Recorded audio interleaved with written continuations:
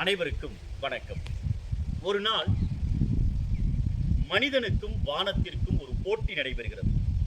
மனிதன் தன்னிடம் இருக்கக்கூடிய சிறப்பான இயல்புகளை எல்லாம் ஒன்றன் பின் ஒன்றாக எடுத்து வைக்கிறார். அதற்கு இணையான சிறப்புகளை வானமும் தொடர்ந்து எடுத்து வைக்கிறது.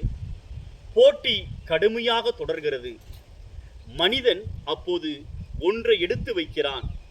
அந்த ஒன்றுக்கு வானம் தோற்று விடுகிறது. அந்த ஒன்று எது என்பதை கவிக்கோ அப்துல் ரஹ்மான் அவர்கள் தனக்கே உரிய அழகான கவிதை நடையில் எழுதியிருப்பார்.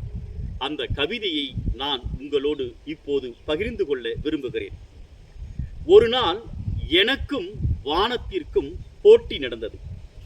நான் புன்னகையை எடுத்து வைத்தேன், அது வைகரையை எடுத்து வைத்தது. நான் கண்ணீரை எடுத்து வைத்தேன், அது மழையை எடுத்து வைத்தது. நான் வியர்வை துளிகளை எடுத்து வைத்தேன், அது நட்சத்திரங்களை எடுத்து வைத்தது.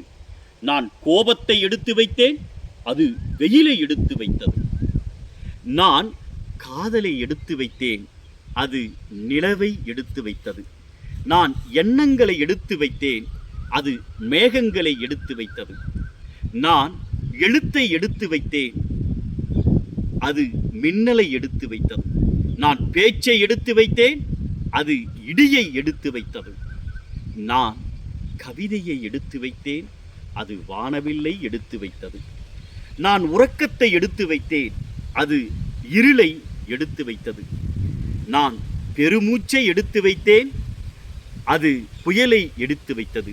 இறுதியில் நான் புது புது லட்சியங்களை நோக்கி நடக்கும் என் பாதங்களை எடுத்து வைத்தேன். வானம் தோற்றது என்று கவிதையை அழகாக எழுதியிருப்பார் கவிக்கோ அப்துல் ரஹ்மான் அவர்கள். இந்த கவிதை தன்னம்பிக்கையினுடைய உச்சபட்ச வரிகள். நன்றி, வணக்கம்.